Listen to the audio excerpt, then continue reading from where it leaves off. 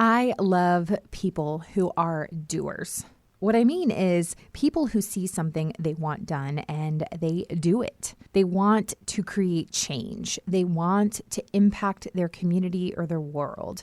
They want to leave a legacy. And they don't just sit around and talk about it or think about it. They do it. I admire people who step out of their comfort zones and into the uncomfortable and unfamiliar and just do it. I guess Nike had something when they created that slogan. Regardless, my guest today is the epitome of a doer. She is someone who saw an area in which she could partner with those who needed a partner and make real, lasting change. Welcome to Business with Purpose. I'm your host, Molly Stillman of StillBeingMolly.com, and this show is all about bringing you the stories behind the brands, companies, and small businesses that are changing the world. Each week, I interview an entrepreneur, a CEO, nonprofit director, community leader, or just an all-around amazing person who is trying to make a positive impact not only through their personal life, but also with their career. My goal is to show you that no matter what you do for a living, you can make an impact wherever you are. My guest this week is Emilee Connell Umanzor, founder of SoloHope.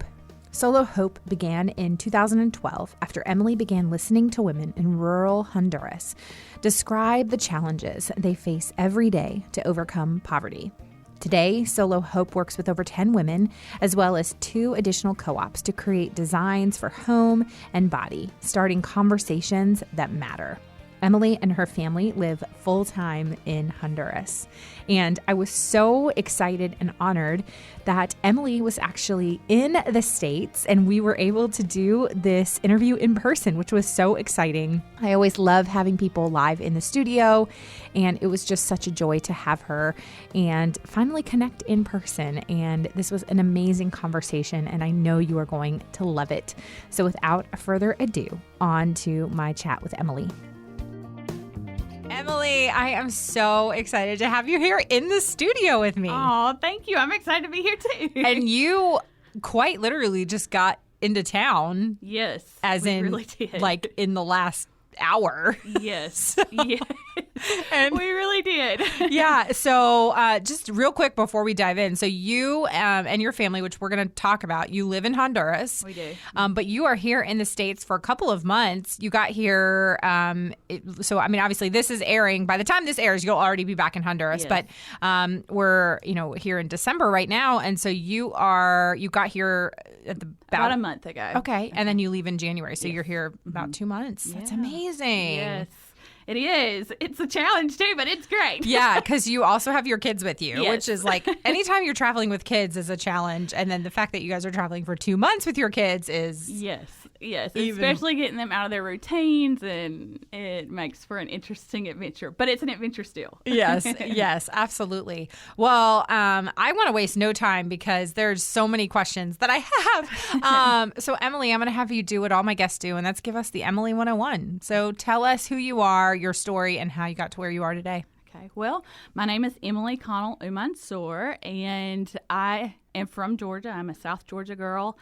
Grew up there, and so that is the reason for the accent, of course. And then somehow found myself in love with a country called Honduras. And so I am also a mom. I have 2 little ones, a stepdaughter, and then a 1-year-old. And my husband is awesome. We were just talking about it a little bit, but our family life is all done in Spanish. So when we're at home, we speak just in Spanish.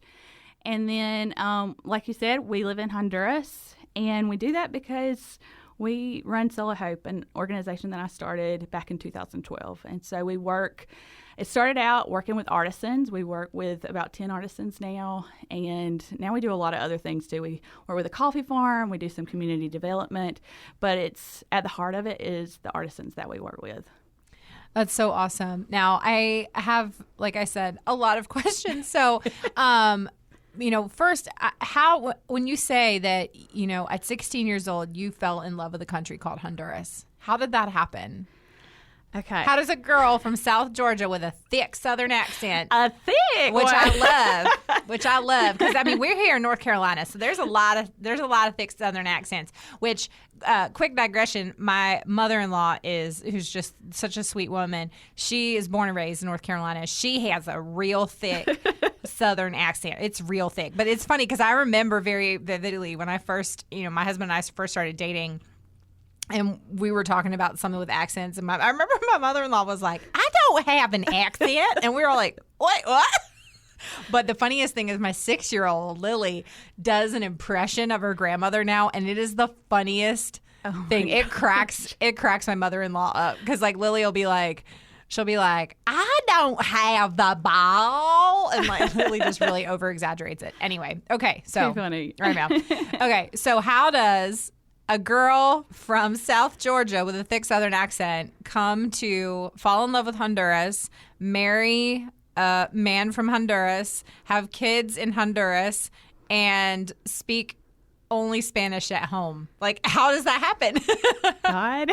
Yes, exactly. But I love it. I want to hear that story. So, okay, I don't know how far we want to go back, but when I was 10 years old, and I know this is going way back, but I remember my 10th birthday, and I remember waking up that morning and feeling like the Lord said you were going to go to China, that I was going to go to China. So I was at a friend's house, and I remember when I woke up and I felt this, and I told my friend, and she was like, really? Yeah, you're going, because, childlike faith, anything's possible. And so that's kind of how it started, just that curiosity of other countries and other cultures. And then when I was 16, I had the opportunity to go on a mission trip to Honduras. But, I mean, God had said China. So I was like, no, I don't think there's any need to go. But a mentor said, no, I think it would be a good experience. So when I went, I can, to this day, I can remember when I got off the plane, I just felt like I was stepping out onto another home. I mean, it just felt like home. And so I got addicted. I had to keep going back and going back and going back. And then after I learned a lot about the culture, that's really how SoloHope came out of all of this, is seeing women who they were facing the most tremendous challenges and obstacles trying to raise their children, and there's no job opportunities. I also saw the side of it where the men were a lot of times absent. They were alcoholics. It was such a negative perspective, I guess, of the Honduran men. So, of course, I said I would never marry a Honduran. And God's like, that's cute. Yes. And so I ended up marrying a Honduran. But, I mean, that's how it is. It really is God. I can't explain it any other way, but I mean, it's just a God adventure that he has done, and that's how I've ended up here. That's fantastic. Now, how did you meet your husband?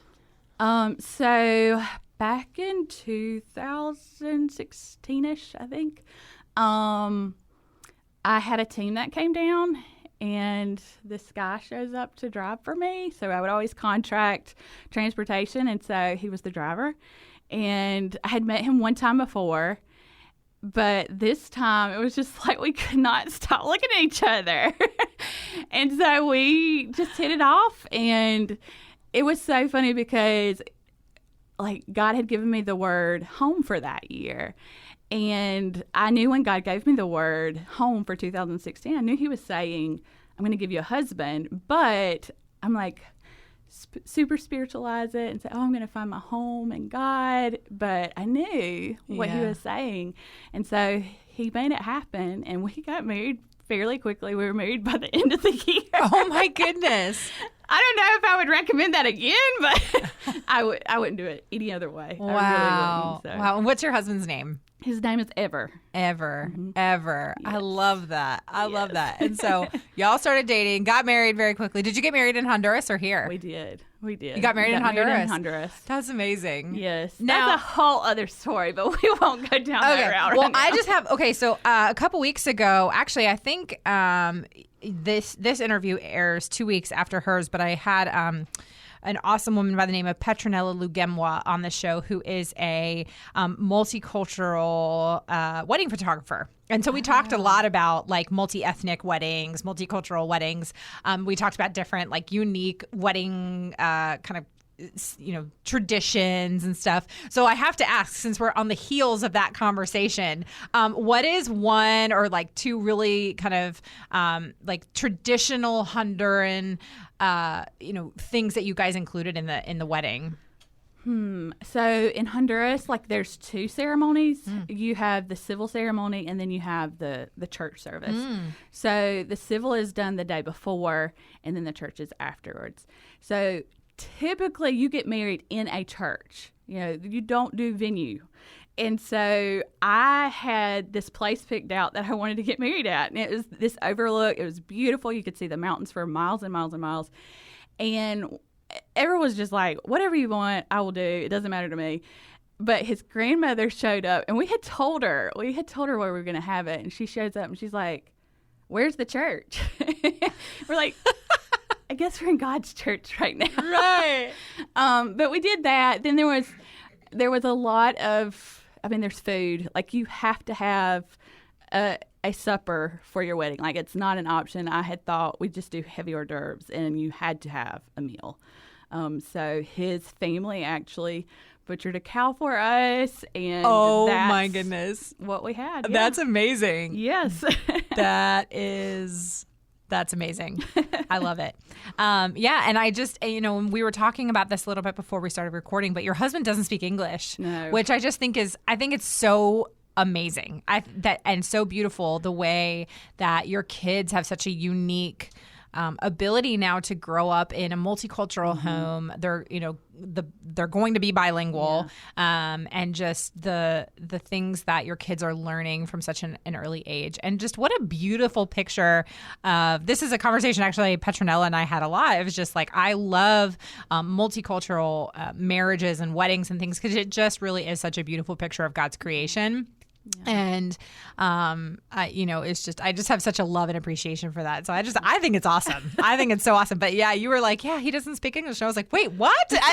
And then I was like, wait, do your parents speak English or speak Spanish? And you're like, nope. So I was like, wait, how does he communicate with his in-laws? Like, I have questions. I have logistical questions. Not in like a negative way. I'm just genuinely curious. I'm always the person my whole life, this is always how I've been on the podcast too, where I'm like, I'm going to be the one that's going to ask the questions that everyone else is thinking. Hey, do it. I love it. Emilee, you're fantastic. Okay. So SoloHope, that's the whole reason you were in Honduras to begin with, is you started an amazing organization called SoloHope. So talk about, what does the name mean? How did that get started? The mission of it, everything. Okay. So I had been working with some other ministries and organizations, and but through time of going to Honduras and building relationships, the things you see, they just break your heart. And I think those things that really pull at your heart are those things that oftentimes God's like, okay, this is what you need to do something here. So I had began to see these women who would receive something, financial support from an organization or something, but then by the time that was gone, they were back in the same place, the same position. And so I really saw a need for jobs. So we began back in 2012. I met with a lady named Dilcia, and I have no experience in design. I do enjoy it, but I have no experience in it. And so I met with a lady named Dilcia, had some rough sketches of some bracelets. And I said, Dilcia, do you think it's possible? And so all of our products are made out of pine needles and thread. We've expanded a little bit now, but the originals were all from pine needles and thread. She had this skill. She just didn't have a market. And so once I showed her those pictures, she's the one who made it come to life. And then she very quickly told her best friend, who's Mary Bell, that, hey, come work with me on these bracelets. And that's how it really began. And those ladies have my heart. They have my heart. Like, I think that's probably the biggest privilege of getting to work in Honduras and live there, is that I get to work with them, like face-to-face, one-on-one. And that is a privilege. There's nothing like it. And I don't know. I can talk so much about it. So maybe you have some specifics. Please do. Yeah. But so we started back in 2012, and then gradually, at the time I was working full time. I had a nice paying job, and then in 2013, I felt like the Lord said, "Emilee, it's time to take a risk." And so I quit my full time job. I moved to Honduras for 4 months and began working on a product line so that we would have more to offer to our customers here in the States. And, God always does more than what you're planning on. So there was a lot more that took place in those 4 months than just working with the artisans. At the time, I had a couple girls who lived with me who had left an orphanage, and just all kinds of things. Life, just life. Yeah. But there again, it just... at every corner, it seemed to just reiterate that need for jobs. Women who have a job, there is a dignity that comes with that you don't get when it's just a financial support. Like when you're earning it, there's just something that happens internally.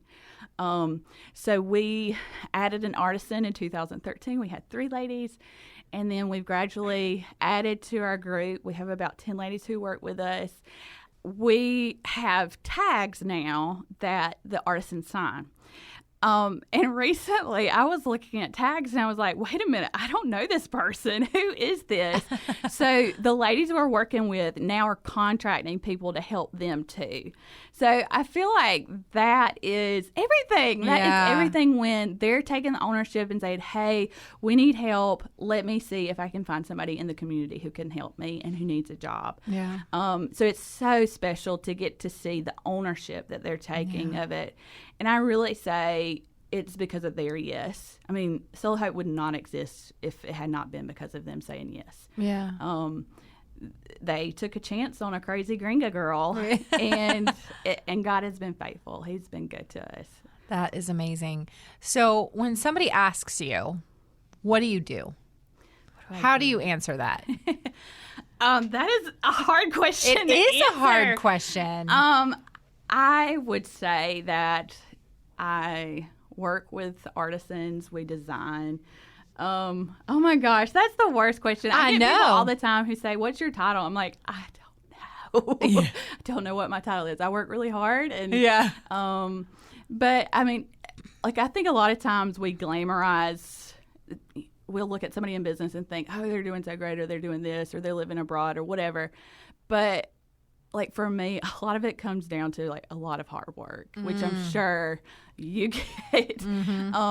There's only these small pieces, small moments that people see in front of them, and then the rest is just behind the scenes hard work.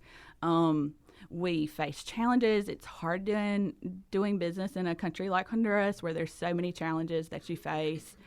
But the thing that I like to say too is that I just get to care for hearts. Like I really want to care for the hearts of our artisans. That's really important to me. So sometimes we get a call at 4:00 in the morning and they need a ride to the hospital and we go get them. We do things like that because we're family. I mean, that's how life with them is. And that's how they treat me too. Like this year, was a very difficult year, very challenging. And I saw kind of like things come full circle, where in the past maybe it was, and I hate even saying it like this because I don't want it to ever seem like, oh, I'm the one doing something to support them. It's not that way at all. But sometimes it would be like I would pray for them. But this year they were the ones praying for me. Oh, wow. I remember a really specific day that I was having just a hard day thinking, God, we're not going to be able to continue this. Like, I don't know how we do this anymore. And I got out to where we have our artisan meetings, and I was just honest. I just told them where we were, and I cried, and then they were like, we're going to pray for you. And so they gathered around me, and they prayed for me. And I'm not going to cry. But just the beauty of that. They are my sisters, and it is just the greatest privilege of my life to get to work with them. So. Oh, Emilee, thank you for sharing that.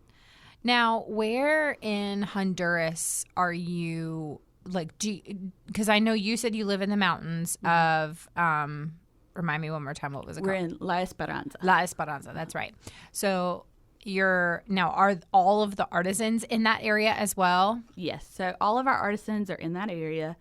So we work with the ladies who do the pine needle weaving, and so we do baskets, home goods, jewelry, and then we've expanded to include some of the hand loomed goods that are traditional to that area. So we're really using traditional art. So the weaving that the ladies do, that's a traditional skill. The hand looming, we have scarves that the ladies, another group of women we work with, they also do that. It's a traditional skill. And then some things like we've added some little leather goods here and there. And that's just all relationship based. We meet someone, we're like, oh, okay, they need some support. They have this skill.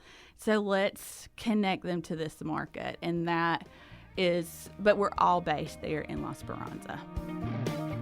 I'm going to take a quick break from my conversation with Emilee to share with you the brand new Spring/Summer 2020 collection from Seiko Designs.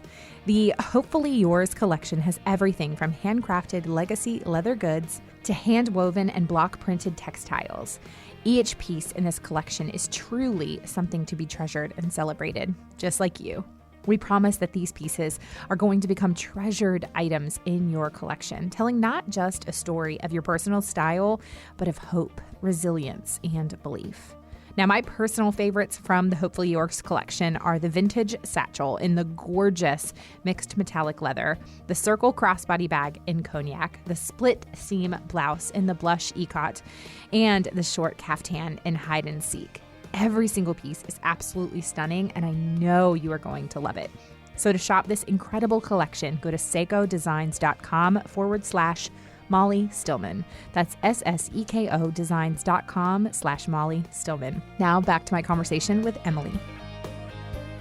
If you guys remember back in the holiday season, we featured SoloHope on the annual gift guide, and I have been raving about the baskets because they're so beautiful. And so that's one of the things that my friend Em and I were actually talking about. It's just like the attention to detail, but like I love that it really infuses kind of a modern style that is beautiful and trendy. I mean, I feel like it's something you would see in, like an Anthropologie or a pottery barn or something like that. But then it's infusing that modern style along with that traditional technique. And so it really is a product that tells a story. And so it's cool to know the traditional kind of style behind it. Obviously, the beautiful, the beautiful work that is put into it, the artisan's story, but also at the best part about it is that it's a product that, again, I feel like I would see it on the shelves of a Pottery Barn or a Crate and Barrel. That makes me happy. Yeah. But really, I mean, and I think that that's something that's important in the grand narrative, because, at the end of the day, if you're not making a product that people are going to buy, then right. Yeah, and that's something we actually talk with our artisans about. Is like, we don't want to create something that is going to be a charity buy. Like, we want people to want this product. We want them to go, oh, wow, they are artists.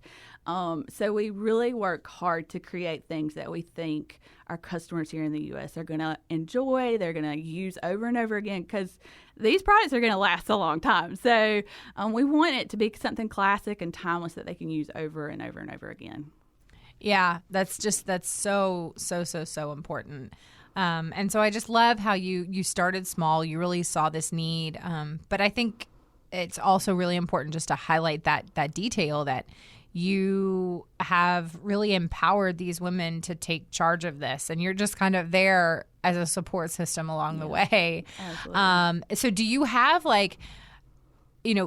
how does it work? Because you're obviously in large part selling the products here in the U.S. So how does that work? Like, do you have a U.S. office kind of thing? Or we do have an office here stateside. We're down in Georgia. So we have an office in my hometown. And then we've gone through a lot of transition this year. So we're just kind of getting our bearings back again. We have someone who's coming on board next year to help us really really work towards growing our stateside sales here, because if we don't have the sales, like we can't do what we do in Honduras, and that's really important. So we are working on building our team. I think that's something we've really seen the need for this year, is especially as a mom. Like, I can't, before I would spend 60, 70 hours a week working on this. Now I can't do that. And I honestly don't want to. I want my kids to see me. So we're just trying to see how we build the best team to serve everybody well. Yeah, that's so, I love that. That's because that's, you're thinking kind of you're thinking ahead, you're thinking forward, you're thinking about what is the next step, and not just kind of running the hamster wheel, because so that's so hard as an entrepreneur. Sometimes we get into these modes where we're just running on the hamster wheel. Yes. So, well, I think that's amazing. So I want to ask you just a little bit more about, like, what is it like to live in Honduras? And we also talked about this before we were recording, but you are like, you said you don't say you're fluent in Spanish, but I'm like, but if your husband doesn't speak English, I feel like you're probably pretty fluent. And you're like, there's some conjugations that trip me up, so my daughter is in Spanish immersion in her elementary school. And I took Spanish in high school. So obviously I'm fluent. Just kidding. And I'm retaking it on a Duolingo. Hey, it works. Hey, it works. But yeah, it's the verb conjugations, man. It always messes me up. Yeah. I'm like, I don't know. Is it está, estás, estamos? I don't know. It is hard. Yeah. I guess I am fluent, but it feels weird to say that, because there's pieces of the Spanish language that I can't speak well. I can listen and hear it and understand it perfectly fine, but I feel like to say I'm fluent, I need to be a little bit better with some of the conjugations. But living in Honduras is an adventure at times. Yeah. It's definitely different than living here in the U.S. One of the first things when we get to the U.S., my husband says, these roads are so boring because they're so smooth. And there, the roads are crazy. I mean, like, you can eat up a truck in no time at all. We have power outages on the regular, water sometimes not. And we live in a colonial, so that's supposed to be, a little bit nicer. And when you say that, what is that? A colonial is kind of like a subdivision. Oh, okay. So we should have water every day, but we don't. But then there's cows in the roads. It's kind of like stepping back in time, which is funny because I always said I want to live in the olden days. And so I kind of got... God's like, I got you. Yeah. But yeah, I mean, and then like our artisans, their area has just gotten electricity. So they've lived for years and years without electricity. Now, the funny thing is, like, we can work later if we want to. So it's funny that they're seeing those things as a way to support their work too. Yeah. Where we work, because now we do some community development work too, and that's led by my husband. Those are extremely rural, remote areas. They don't have electricity. They don't have transportation that comes, because most places have buses. They don't have anything like that. Their teachers ride motorcycles in to get there. So it's just a completely different world. It literally is like stepping back in time. Wow. Mm-hmm. Wow. What has been the best part about living in Honduras? Like, what do you love about Honduras that maybe you don't get here in the United States? I think people live more there. Like, I think that because here in the U.S. we're so busy. Like, time is money, and that's our theory for life. Whereas in Honduras, it's fine to just go to somebody's house and visit and drink coffee, and you're not wasting time. You're just living life. Even there, because, I'm still having to keep in touch with everything going on here in the U.S., it's easy for me to lose that, but it's so important. And when I just go to someone's house and literally can spend hours just drinking coffee and talking, that reminds me what life is really all about. And it's about relationship and taking time to to see each other, to really see each other. And I think we lose that a lot here in the U.S. Wow. Yeah, no, I completely agree. And that's one of those things that I've, like, in the last couple of years with kids have started to be, because, like, with kids, it's so hard. You're constantly running around, and you're, you know, the kids are loud and they're crazy, and, you know, you have these activities and this thing to do. And sometimes I'm like, man, I can't wait till I have a weekend where we have nothing and I can just sit and enjoy my family, or we can have a neighbor over. Yes. You know? Yes. And that is just an integral part of Honduras, living in Honduras. People, you know, they, like, here you could live your whole life and not know your neighbor, which I think is so sad. But there, you know your neighbors. If they need something, you're there for them. You know, like my neighbor, she takes care of my little boy. And I was so nervous at first to ask her to do that. But afterwards, she was like, oh, I would love to do that. And it's made her feel just a part of the family. Yeah. So it's just really getting to see people. I think we really, really miss out on that sometimes here. Yeah. Now, what is one of the most challenging parts of living there, or maybe one of your not so favorite parts about living there? My mom ain't there. Yeah. That's probably close to the truth. Like, I miss my family. Yeah. You know, some of the other things can be frustrating, like having to stand in line at a bank for hours can be frustrating, but it's just part of life there. Yeah. And so I think the part is just missing family. I do miss my family a lot. I'm thankful for technology so we can FaceTime, but that's probably the most difficult part of it. Yeah. Are you, does everyone in the community just call you a gringa? Yeah. It's so funny. My little boy is, I think I can say this, but my little boy is like really white. And so it's funny because everybody knows, like, me and my husband's Honduran, and so this little white boy comes around, and they have a name. They call him Chele, and it means little white boy. And he has blonde hair. It's the funniest thing. That's hilarious. So we go to a restaurant. Everybody wants to hold him and touch his little golden hair, and but yeah, it's a little crazy. That's fantastic. I love it. It's just, I mean, I've seen pictures of your sweet family, and they are it's just so cute. I love them. I love it. So what are your, you know, kind of dreams and hopes and vision for SoloHope here in the next even kind of few years? I think the biggest thing is I want to see growth. Over this year, and I want to balance that with how we see success, because this year I think I've come to a kind of a realization that I've always been thinking, oh, we didn't meet this sales goal, or we didn't do this, or we're struggling financially in this area or whatever. And I've thought, well, we're failing, or somebody else could do this better. And the truth of the matter is somebody else probably could do this better, but God's asked me to do it. And so kind of redefining what success looks like, and seeing this year some of the things our artisans have done.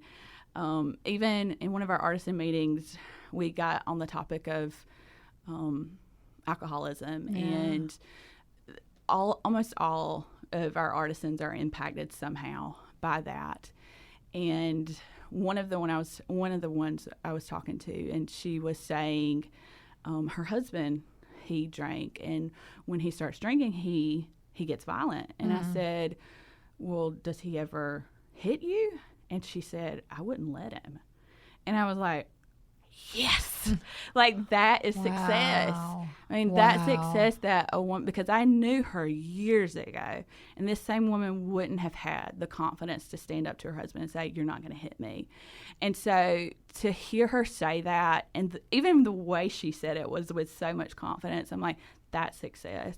And so I want to make sure that that's always on the forefront of my mind, that that's what success is, that we already are a success. But I do want to hit those sales goals, and I want us to grow financially so we can grow more with our artisan team, and expand our team to do more in their communities. Yeah. There's lots of needs in their communities that I would love for us as a group to be able to meet. So nobody ever likes to talk about numbers, but sometimes you do. And I'm just believing God for big things for 2020. That's awesome. That's awesome. Emilee, this has been so much fun. Oh, thanks for answering all my probably stupid questions. No, they're great questions. But before we go, we're going to transition just to some fun get-to-know-you questions, like some lighthearted questions that I love to ask. My listeners love to hear the answers to. So, Emilee, are you ready? Okay, I guess. All right. Okay, question number 1. This is one of my favorite questions to ask. I ask it a lot. So if you were a professional athlete, let's think baseball player, okay? As you are stepping up to the plate, what is your walk-up song? What is the song that is like hyping you up? Oh my gosh. This might sound a little cheesy, but I just heard Ren Collective's new song that's called Revival Anthem. I think it's called that. And I as I listen to that, I get pumped up. So all right. I'm going to say that one. All right. I'm writing that one down because I haven't heard of it, but good. I'm writing it down as we speak. Okay. Question number 2. Of all of your pet peeves, which one is the strangest? The strangest. The strangest pet peeve. You said pet peeve, and the only thing that came to mind is smacking. I cannot stand when someone smacks. So I don't know if I have another. Like when they're smacking their gum or their food or something. Yeah. It will literally make me mad. Yeah. Yeah. Okay. No, that's perfect. That's perfect. Yeah. My weirdest pet peeve, I'm just going to answer it too. My weirdest pet peeve is why would this be a pet peeve? But it's just top of mind because it's raining today. So if it's raining and you're in the car and like a single drop of rain is like dropping down, like running down the windshield, and you don't turn on the windshield wipers to move it. Like I get so mad. So like anytime my husband is driving, because he waits until like the last minute to put on the windshield wipers. And so like it'll start raining and I'll just be like starting to sit there and there's like drops of water on the windshield. And I'm like, why haven't you turned on the windshield wipers? And I'm like, yeah, I need you to turn on the windshield wipers. Like why? Why is that a thing that annoys me? I have no idea. It's not him. Like just if there's water droplets on the windshield, it just makes me want to like start twitching. Hilarious. Isn't that weird? Yes, it is. It is weird. It's weird. I don't know why. Anyway, okay. What is something that is really important to you, but you don't get a chance to talk about it a lot? Oh, goodness. I don't know. I feel like I talk a lot. You're like, I talk about the things that are important to me all the time. Let's see. I don't know. Like, I probably do talk about this, and it kind of goes hand in hand with some of, the reason why we do SoloHope. But I think orphan prevention is something that is a passion of mine, and it is why we do what we do, because we want to see families stay together and not end up in orphanages. That's my very first trip to Honduras was to an orphanage, and now to have learned over the years that it's not all that it's cracked up to be. Right. So that's probably something I don't talk about a lot, but it is definitely a passion and very important. So important. Yeah. I mean, I say that all the time, just thinking about like, there's such a misconception that the kids that are in orphanages are orphans, and a lot of them are not. No. A lot of them are not, and a lot of them, they're just parents just simply can't take care of them. And I don't think that because a parent can't financially take care of their child, that's not a good enough reason to put them in an orphanage. Right. So we as the church need to be doing more to step up to help that family as a whole, not just say, oh, here's a place, but help that family as a whole. Right. Agreed. And goes back to what you were saying, like jobs. There's a need for jobs. And I talk about this on the podcast a lot, is just jobs end poverty. Yes. That's the absolutely. key. That's the key. Charity's great, but jobs are going to end poverty. Yep. So absolutely. That's so important. Now, food in Honduras. What's your favorite traditional, or like what's your favorite meal in Honduras? I guess it would be baleadas. And what is that? So a baleada is a large flour tortilla, and then it has beans, like refried beans on it, and then egg, and then mantequilla, which is like a white, it's almost like a sour cream. And then a little bit of, it's a special cheese they have, and then they fold it up. So that's probably my favorite. And that's delicious. What Honduras is known for, is baleadas. Okay, so they're really good. Sounds delicious. Yes, I need that in my belly stat. Well, come see me in Honduras. We'll make it happen. Yes. Okay. And then my last question is the question I ask all my guests, and that is, what does it mean to you to run a business with purpose?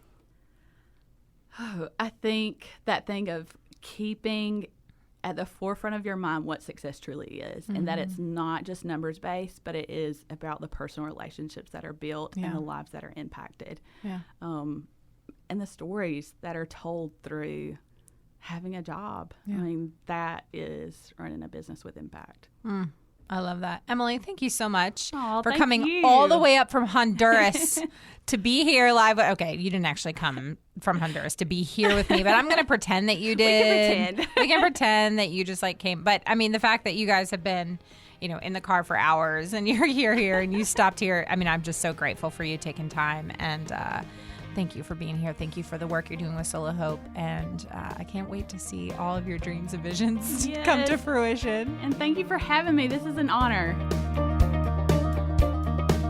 I would love to know what you loved about this episode or something you learned.